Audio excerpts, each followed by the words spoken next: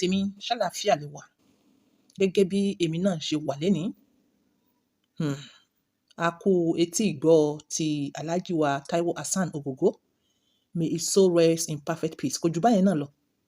Kò jù báyẹn náà lọ. Ó tán náà nìyẹn. Ó tán náà nìyẹn. Kó oníkálukú wa, kẹ́mi oníkálukú wa gùn. Bí wọ́n bá kú nísìn, ó ti tán náà nìyẹn. Tí wọ́n bá ti gbé ẹ sínú kòtò, oníkálukú ó padà wálé.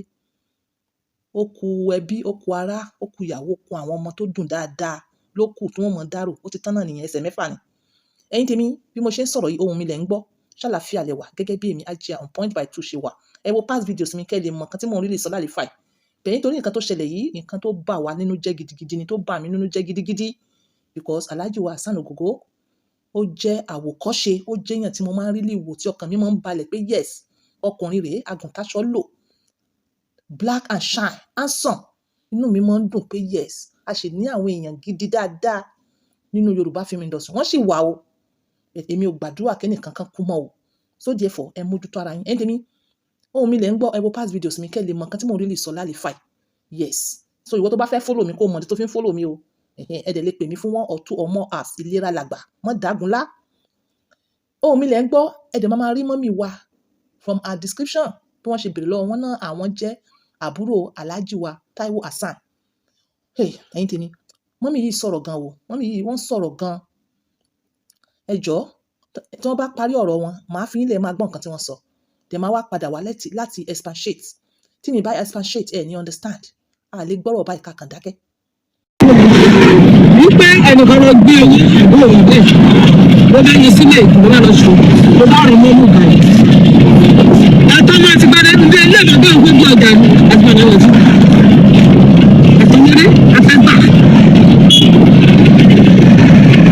Nígbà ọkọ̀ náà ń bá kàn wá. Lábẹ́rẹ́ nǹkan mọ́lẹ̀ lẹ́gbọ́n lẹ́kọ̀ọ́. Àtẹni tó wà sásán tòṣò tí tí mo ní ẹ̀lọ́ gbogbo ọdún máa fara gbà. Àtẹni bá jókòó ń bẹ̀ gan. Bá fara gbà. Ẹ̀gbọ́n ìyá mi tó fún ní owó yẹn wọ́n. Níṣẹ́ nílùú Èkó tí ò mọ̀ pé ẹni tó gbówó yẹn ó tí ọwọ́ gbẹ̀lẹ̀ ní ọ̀yá mi náà. Ní 1980. Ní bá rí kí n máa sọ̀rọ̀ ilé àná. Ní tọkọ̀ pàkà. Òun ní èmi sọ̀rọ̀ bẹ́ẹ̀ lọ. Ṣé ní sọ pé Àkúfà ni. Àkúfà ni. Mo ń sọ fún ní ẹgbẹ́ kìíní Sátidé. Sátidé ní ọdún gbogbo ń dàgbà bó sọ pé gbàgbọ́ sílé bàbá ẹ̀ nígbà àjọ yẹn. Báwọn ọmọlọmọlá tó rìn mọ́lẹ̀ ń bẹ̀, ó sì pa ẹgbẹ́ tó kù. Àtọ́mọ ẹgbẹ́ náà tó fà tí ẹlẹ́ kò kú ọmọ 62 years. Báwo ni Ògògó ṣe jẹ́ sẹ́yìn? Ẹgbọ́n mi ni gbogbo ọmọ sì yẹn dìbí sílé bàbá ẹ̀ pátá ló kù. Ọmọ tẹ́lẹ̀ ti gbẹ́jọ́ kó lè kú. Ìjọ tó fẹ́ràn ló ń bẹ̀. Bẹ́ẹ̀ máa dọ́gún fún ìmàdọ́gbọ̀n fún olóòtú bá mọ́lẹ̀ tó fẹ́ kú. Lójú ọlọ́run tí bẹ́ẹ̀ kì í sọ̀rọ̀ ilé aṣù torí ikú ìbànújẹ́ ló jẹ́ fún mi. Ìbànújẹ́ ló jẹ́ fún mi. Ogun ìdílé wa ogun ìdílé ló pa bẹ́ẹ̀ púpọ̀. Ilé bàbá ẹ̀ mi. Wọ́n ṣe káńsà tó ló pa ẹ̀ ló pa. Nǹkan kan ló máa bá nǹkan kan wá. Ogun ìdílé máa mú nǹkan kan dání. Àwọn ọ̀pẹ́ kò sọ ogun ìdílé. Àbẹ̀wò fíìmù ẹ̀gbọ́n ẹ̀ mi. Ìyá tó ń bò tó ń jẹ́ ń pa ẹ̀. Bọ́dà ṣe bá wọn sọ̀rọ̀ ní first half of the year ìṣẹ̀lẹ̀ báyà bẹ́ẹ̀ bí. Gbogbo ogun pọ̀ púpọ̀ tó dókun lórí tó dókun. Aká àfẹ́sẹ̀ ìkọlù gbàgbọ́ sí ìgbà kan. Ilé bàbá yín ẹ̀ka kan yẹn. Ẹ̀gbọ́n mọ́lẹ̀ mọ́lẹ̀ mọ́lẹ̀ tó ń bẹ́ tọ́rì mọ́lẹ̀ bẹ̀. Àti tèmi náà àti tó rìn mọ́lẹ̀ ń bẹ̀. Mọ́lẹ̀ máa ti ń kú o. Wọ́n fi yẹ ẹlẹ́ka bọ́ 60 years. Bọ̀dá yín náà gbígbé náà kú. Bọ̀dá náà ìjà. Ọmọ tiẹ̀ náà mẹ́rin kọ́ ló kú lójú ẹ̀. Mẹ́rin bẹ́ẹ̀. Ẹ̀yin tèmi, welcome back. Ọ̀rọ̀ lẹ́gbọ́ yẹn, ó lágbára, ó lágbára, ó lágbára. Ǹjẹ́ ìwọ wà nínú àwọn èèyàn tó ń sọ wípé mọ́mì wa yìí sọ̀rọ̀ jù? Má sọ bẹ́ẹ̀. Ìtúsílẹ̀ ni, ìsítí ni. Irú ọ̀rọ̀ yìí báyìí sìn, ó dàbí ọ̀rọ̀ tá a sọ nípa gbàràdá. Àwọn kan wọ́n á ti mọ ibi tó ti wọ́ wá fún wọn tọ́rọ̀ fi rí báyìí. Ẹ wá ṣe sùúrù, ẹ máa wo fídíò ìtàn kó lè bá ṣe yín láǹfààní délẹ̀. Irú fídíò báyìí, ẹ jẹ́ kí n sọ fún yín. Once in a blue moon ni kì í sábà jáde. Irú fídíò báyìí kì í sábà jáde. Once in a blue moon ni ìwọ tó bá pàdé ṣe alhamdulillah wá wò tán. Bẹ́ẹ̀ kó tó di pé mo sọ the main tí mo fẹ́ sọ pé ó máa jórí ọ̀fẹ́ fún yín, ẹ listen náà. Ìwọ kan ti lè mọ̀, ẹ̀yin kan lè mọ̀. mo fẹ́ yànnàná ọ̀rọ̀ mẹ́rin kan àbí mẹ́ta tí mọ́mì yìí sọ, èmi náà wá fi ọyọ̀ kan àbí méjì kan tó ń tọ́ka sí ibì kan náà. A sọ̀rọ̀ nípa ègún ìdílé, a sọ̀rọ̀ nípa ogun ìdílé, a sọ̀rọ̀ nípa èpè, a sọ̀rọ̀ nípa àfọwọ́fà, a wá sọ̀rọ̀ nípa àkúfà. Gbogbo wọn nǹkan burúkú ni, ó ń lead sí disaster. If there's any other word tí mo lè lò apart from disaster tó le gan, mi ò bá lò, nǹkan burúkú ni. Ohun burúkú máa já lóhun burúkú ni. Ohun burúkú máa já lóhun burúkú. Ọlọ́run gbé wa lékè. Ọlọ́run ní jẹ́ ká rógun ohun burúkú já lóhun burúkú, ohun burúkú já lóhun burúkú. Gbogbo ẹni tó bá wà ní irú ìdè bẹ́ẹ̀, Ọlọ́run ò yọ wọ́n kúrò. Gbogbo ẹni tó bá ń suffer bẹ́ẹ̀, èmi náà ń gbàdúrà fúnra mi o. Ọlọ́run gbé wa lékè. A sọ̀rọ̀ nípa ègún. Ègún ìdílé mean pé látọjọ́ tó ti pẹ́, wọ́n ti jẹ́ kí èèyàn kan go through punishment tí ò yẹ bẹ́ẹ̀. Tó jẹ́ pé òun náà wò pé punishment tó ń go through yìí, kò sí èèyàn tó go through ẹ̀ rí. Ó wà ní under punishment yẹn lọ́wọ́, ó wò ó pé wọ́n yàn ń jẹ. A wá fi ohun ẹnu, a fi sọ̀rọ̀ tàṣẹ́tàṣẹ́. Àwa ni ní agboolé yìí o, bí gbogbo àwọn ọmọ yín ṣe máa ṣe lélẹ̀. Tí ẹ bá wá fún wọn ní punishment báyìí ló ṣe máa rí fún wọn. Ìyẹn ti di ègún. Ègún yẹn ó máa wá di ogun sí ayé àwọn ọmọ mìíràn tí wọn ò bá tẹ̀lé bí irú èèyàn tí wọ́n punish lọ́jọ́ iwájú yẹn, lọ́jọ́ àtẹ̀yìnwá yẹn, tí wọn ò bá follow ẹ̀ bẹ́ẹ̀. Fún àpẹẹrẹ, a sọ̀rọ̀ nípa ìdílé kan, a sọ̀rọ̀ nípa àtẹ́, pé tí wọ́n bá bímọ, àwọn èèyàn yẹn oúnjẹ tí wọ́n máa ń jẹ, wọn ò ní fi epo sí, wọn ò ní fi iyọ̀ sí, wọ́n á kàn jẹ oúnjẹ yẹn bọ̀rọ̀ gidi. So ẹ rí ọ̀rọ̀ yẹn, ègún ni tó jẹ́ wípé gbogbo ìdílé yẹn wọ́n máa follow ẹ̀ bẹ́ẹ̀. Èèyàn tí ò bá follow ẹ̀ bẹ́ẹ̀, bí mo ṣe gbọ́, ó ṣeé ṣe kí ọmọ onítọ̀hún máa kú, kí ọmọ onítọ̀hún kan máa kú bí àkọ́bí ni, nǹkan kan ṣáà máa ṣẹlẹ̀. Ìyẹn ti di ègún. Àwọn tó bá wà nírú ìdílé yẹn tí wọn ò mọ̀, tí wọ́n lọ ń jẹ oúnjẹ delicious, oúnjẹ condiment lẹ́yìn ìgbà tí wọ́n bímọ tán, ó ṣeé ṣe kí wọ́n máa pàdánù àwọn ọmọ wọn. Ọlọ́run gbé wa lékè. Ẹ̀yin ẹ bèrè lọ́wọ́ ìdílé yìí dáadáa. Àwọn ìdílé kan wà bẹ́ẹ̀. Ìdílé àwọn tó máa ń jẹ oúnjẹ àtẹ́. Tó bá jẹ́ pé ọkùnrin ni, wọ́n á ní 9 days ló máa fi jẹ oúnjẹ àtẹ́ yẹn. Tó bá jẹ́ pé obìnrin ni, 7 days ló máa fi jẹ oúnjẹ yẹn. Ìwọ tó wá wà ní overseas tó mọ̀ pé irú ìdílé tẹ́ wà ní, tẹ́ tiẹ̀ wò pé kò sí kankan. Ègún tóbìnrin yẹn ti mú kalẹ̀, ó ti di ogun sínú ìgbésí ayé. Á dẹ̀ máa affect ọmọ, máa affect àwọn ọmọ. So yẹn, ìdí èyí la fi ní know where you want to marry to. Onírú ọ̀rọ̀ tí mọ́mì wa yìí sọ. So ègún ìdílé ó máa ń di ogun sí ìgbésí ayé àwọn ọmọ ń gbà mí. Ogun dẹ̀ lè wà bẹ́ẹ̀ tí ṣe pé bóyá ègún ni wọ́n gé ńgbà yẹn. Ó lè má jẹ́ pé wọn ò gégùn kankan. Àmọ́ ogun yìí ti wà lọ́jọ́ tó tipẹ́ táwọn ọmọ gan mọ̀ bí wọ́n ṣe ẹ̀rí tiẹ̀. Irú ogun yìí á máa jà wọ́n mọ́. Bí ikú, bí àìríṣe, you understand? So wọ́n wá sọ nípa àkúfà. Ṣé wá rí ègún àti ogun ó lè lead sí àkúfà. Nǹkan tí mọ́mì yẹn sọ nìyẹn. Àkúfà yóò wá ní wá lásán bẹ́ẹ̀ o. Ó máa mú kankan dání. Ó ní màmá yìí fi sọ wípé cancer ló mú wá fún Alhaji wa Ògògó. May so rest in peace. Ra wọn mi, wọn ò ní hypertension tẹ́lẹ̀. Lórí àkúfà yìí, ègún ogun tó ti di àkúfà, wọ́n ní wọ́n ní hypertension. Àwọn níjọ́ tí wọ́n kú ni wọ́n ní hypertension. Immediately wọ́n lè ní wọ́n ní kidney problem. Ó lè wá through àìsàn, ó lè wá through accident. So àkúfà yẹn, ìwọ tó bá wà bẹ́ẹ̀ tó ń gbọ́, a máa wá ní the same rhyme. Bí kí àwọn ọmọ ìdílé yẹn kí wọ́n máa wọ 70 years, káwọn kan máa wọ 40, káwọn kan máa wọ 60, tó jẹ́ wípé the same line náà ni wọ́n gbà kú. Tó bá ti wá ń wọ́pọ̀ tó ń wọ́pọ̀, ẹ rí pé à ń pè ní àkúfà. Ẹ má gbàgbé pé arábìnrin yìí náà ó sọ pé ọmọ tòun náà ṣaláìsí. Ẹ má dẹ̀ gbàgbé pé Alhaji wa Ògògó, may so rest in peace. Ó ní ọmọ 13 ni mọ́mì wọn bí. Nínú àwọn 13, imagine, ó kù 3. Ọ̀pọ̀lọpọ̀ ilé náà ló ń fèsì irú ogun yẹn. K'Ọlọ́run gbé wa lékè ẹ̀. Like ẹ trace your boundary, trace orísun yín, ẹ trace orísun yín. Ṣé wá rí èpè náà máa ń jà. Èpè máa ń lead sí ogun ìdílé. Èpè bóyá ìran kan, bóyá ìran wa kan, Ọlọ́run gbé wa lékè. Ó ti ṣe ìran kan. Ó dẹ̀ jẹ́ pé ìran yìí, kíní yìí lóòótọ́ ni. Bí kíyẹn lọ mọ witness irọ́. Ó lọ ṣe onídùúró irọ́. Nǹkan tó ṣẹlẹ̀ lójú ẹ, ó ṣẹlẹ̀. Ó jẹ́ kí wọ́n rán èèyàn tí kò tọ́ sí, ó jẹ́ kí wọ́n rán lọ sí ọ̀run àpàǹdodo. Èèyàn tó yẹ kí wọ́n rán lọ sẹ́wọ̀n, ó jẹ́ kí wọ́n rán lọ sẹ́wọ̀n nítorí ọ̀rọ̀ ó lọ ṣe witness irọ́. Mo ṣe ń bá bọ̀, ìwọ lọ jẹ́rìí irọ́. Ìjẹ́rìí irọ́ tó wá ṣe yẹn, ó lead sí pé bí èèyàn yẹn kú, wọ́n fi èèyàn sẹ́wọ̀n. Ìdílé onítọ̀hún ó parun. Àfọwọ́fà rẹ̀ dẹ̀ ni nítorí ó lọ jẹ́rìí irọ́. Àfọwọ́fà rẹ̀ yẹn ó lè lead sí èpè. Èpè yẹn lè lead sí ogun fún àwọn ọmọ àti ọmọdọ́mọ rẹ̀.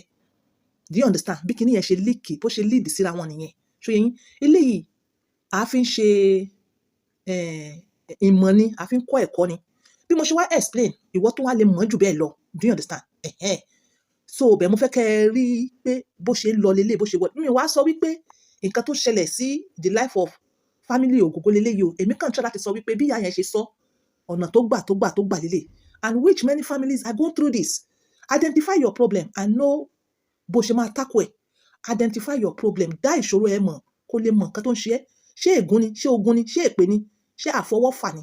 Ó lè má jẹ́ àkúfà ló ń dààmú ẹ̀, bẹ́ẹ̀ kíní kan ṣà ń ṣe ẹ́ tó wá jẹ́ pé ó ti wá generalize, ó lè jẹ́ ó wá ti ń affect so many people. Ṣé àrí aya fẹ́ ni, ṣé àrí ìyàwó fẹ́ ni, ṣé àrọ́kọ fẹ́ ni, ṣé iṣẹ́ ò kí ń lọ déédéé ni, ṣé nínú ìdílé like kò sí ìtẹ̀síwájú, ẹ wọnú ìdílé mi, ẹ rí ọmọkùnrin tó soríire rí, ẹ wọnú ìdílé mi ẹ rí ọmọ obìnrin tó soríire rí. Bá a ṣe wá sọ yìí, à ń ṣe ìtúsílẹ̀ ní gbogbo àwọn tó bá ń go through ẹ̀ bẹ́ẹ̀, kọ́lọ́run lọ́jọ́ òní, kọ́lọ́run jẹ́ kí wọ́n pàdé ìwòsàn tó wo ogun wọn sàn, ká sì mọ́ gbúrò wàhálà yìí. Tó bá jẹ́ wípé àfọwọ́fà ló fa èpè, ló fa ogun sí ìgbésí ayé rẹ̀, gbogbo èèyàn tó bá mọ̀ pé ó ṣẹ̀, lọ tọrọ àforíjì ẹ̀ṣẹ̀ o, lọ tọrọ àforíjì ẹ̀ṣẹ̀. Tó bá jẹ́ pé èèyàn ti kú, lọ sí ibi bẹ́ẹ̀rì ẹ̀ kó lọ tọrọ àforíjì ẹ̀ṣẹ̀ tó bá possible bẹ́ẹ̀. Ègún kìí ṣe pé orí àkúfà nìkan ni o, ó lè wá in many forms. Àìrọ́kọfẹ́, àìráyafẹ́, àìrọ́mọbí, àìnítẹ̀síwájú. Ó lè jẹ́ pé àwọn ọmọbìnrin nìkan ló máa ń affect, ó lè jẹ́ pé àwọn ọmọkùnrin nìkan ló ń affect. So many tí kíní bá ti ń rampant jù, là máa ń pè ní ogun. Tó bá yẹ kó lọ bẹ̀yàn, lọ bẹ̀ o. Ṣó yẹ? Lẹ́yìn ìgbà yẹn, wàá wá tọ àwọn ìjìnlẹ̀ nínú ìjìnlẹ̀. Ó lè jẹ́ Mùsùlùmí, ó lè jẹ́ wòlíì, ó lè jẹ́ even babaláwo tó mọ̀ pé iṣẹ́ wọn ni. Wọ́n ti sọ sample irú iṣẹ́ yẹn tí wọ́n ti ṣe fáwọn èèyàn púpọ̀ kó lè bá mọ̀mọ́ dáwó sínú apẹ̀rẹ̀ ni mò ń sọ o. Irú àwọn èèyàn báyìí wọn ò wọ́pọ̀ àmọ́ wọ́n wà. Wọ́n á tọ́ka ẹ̀ fún ẹni, wọ́n á ní wọ́n ti ṣiṣẹ́ báyìí rí, wọ́n ti ṣiṣẹ́ báyìí rí. Recommendation tèmi ń jẹ lórí apps nìyẹn. Wá wọn lọ, tọ̀ wọ́n lọ. But before kó tó wá rí ìjìnlẹ̀ nínú ìjìnlẹ̀, kó tó rí ìjìnlẹ̀ nínú ìjìnlẹ̀ àwọn tó ń ṣe irú iṣẹ́ báyìí, eléyìí it will go a long way. Even ó lè ṣẹ́ many èpè. Yes, but you have to be righteous and o need láti tọ̀ àwọn tó ti ṣẹ̀ lọ tó bá jẹ́ pé o ṣẹ̀yàn ni. Eléyìí máa wave negative energy. Ó máa ṣe a kind of spiritual cleansing to you and your atmosphere. Ó dàbí like simple home remedy ni. Mo fẹ́ kó lọ wá àìdán onígun mẹ́rin. Mo fi yáná. Onígun mẹ́rin ni, that is the north, the east, the west and the south. Kí wọ́n parapọ̀, kí wọ́n ṣàforíjì fún ẹ, kí wọ́n wave evil kúrò, kí wọ́n tẹ́wọ́ gba ọ̀rọ̀ rẹ, kí wọ́n ṣe ẹ́ láàánú. Bó ṣe ń yáná yìí, wàá mọ̀ ṣàdúà o. Wàá mọ̀ ṣàdúà. So máa rí pé òun ṣe kinní yìí léèrèkóòrè. O lè ṣe láàárọ̀, o lè ṣe lálẹ́, o lè ṣe ní anytime. At least o tiẹ̀ wá rí ṣe maybe ẹ̀mẹ́ta lọ́sẹ̀. Ẹ̀yin tèmi kò dìgbà pé o bá rí pé ogun kan jà ẹ́ gan kó tó máa ṣe irúṣẹ́. Kò dìgbà yẹn. And again, o lè ṣe báyìí fún mi again. Ọ̀nàkọ́nà láti lè gba lo àìdán fún spiritual work. That is just one of the few tí mo lè mú wá. Ṣó yé yín? O lè bá mi wá àìdán yẹn náà, onígun mẹ́rin yẹn náà ni. Fọ́ sí wẹ́wẹ́ kó di powder. Wàá bá mi wá cinnamon. Kì í ṣe cinnamon tó common yẹn o. Kì í ṣe cinnamon. Ẹ lọ sí ibi tí wọ́n ti ń ta àwọn iṣẹ́ spiritual. Ẹ ní cinnamon tá fi ń ṣe spiritual job. Kì í ṣe cinnamon tó common yẹn. Ó ní cinnamon, another type of cinnamon. Kì í ṣe èyí tó common gan. Another type of cinnamon tí mo ń sọ yìí tí èyí ṣe èyí tó common yẹn. Òun náà ló ń ṣiṣẹ́ health jù. Do you understand? Ẹ fọ́ sí wẹ́wẹ́ sọ di powder láàárọ̀ kùtùkùtù. Like ṣe gbólóhùn sí, ṣàdúrà sí kó fẹ́ sátẹ́gùn kó tó jáde síta. Kí ààbò Ọlọ́run kó wà ní àyíká rẹ. Kí gbogbo negative energy k'Ọlọ́run bẹ wave it out. Àdúrà tó mọ̀ ṣe nìyẹn. Bákan ní tèmi, bákan náà. Kí Ọlọ́run bá mi dúpẹ́ fún èèyàn tó fi iṣẹ́ ilé lẹ̀. Àìdán onígun mẹ́rin, ẹ máa fọ́ sí ọ̀nà 7. Bẹ́ bá ṣe ń ṣe, ẹ máa gbàdúrà. Cinnamon tí mo explain síwájú, ẹ fọ́ sí ọ̀nà 7. Àgbọn 7, omi àgbọn lẹ nídìí, but àgbọn 7 lẹ máa wá. Kànáfùrù ẹyọ 7. Stop evil perfume. Ẹ lọ sí ibi tí wọ́n ti ń ta àwọn nǹkan prayer house. Stop evil perfume 7. Ẹ wá gbogbo ẹ̀ báyìí, ẹ dàpọ̀ sí ojú kan náà. Ẹ gbé kalẹ̀ fúnjọ́ 7. Nǹkan tó bá wù yín, ẹ máa fi ṣe nínú àdúà, pẹ̀lú àdúà lẹ máa ṣe. Àwọn èèyàn púpọ̀ wọ́n ti jore ọ̀fẹ́. Èmi tí mo bá yín sọ̀rọ̀ yìí náà, mo ti jore ọ̀fẹ́ dáadáa. Ẹ lè tọ́ sínú omi, ẹ máa fi wẹ̀. Ẹ lè ṣe perfume káàkiri ilé yín. Tẹ́ ẹ bá ń lọ, ẹ fi sáwọn ọmọ lọ́wọ́, ẹ̀yin náà fi sọ́wọ́, ẹ gbàdúrà ẹ jáde. Ẹ má gbàgbé kànáfùrù, ẹ má gbàgbé èyí tí mo ní ẹ lè fi sí atmosphere yín níwájú tá tẹ́ bá ń jáde lọ. So yẹn bákan náà pẹ̀lú ìgbàgbọ́, nǹkan mi tó tún lè ṣe láti máa wave out negative energy.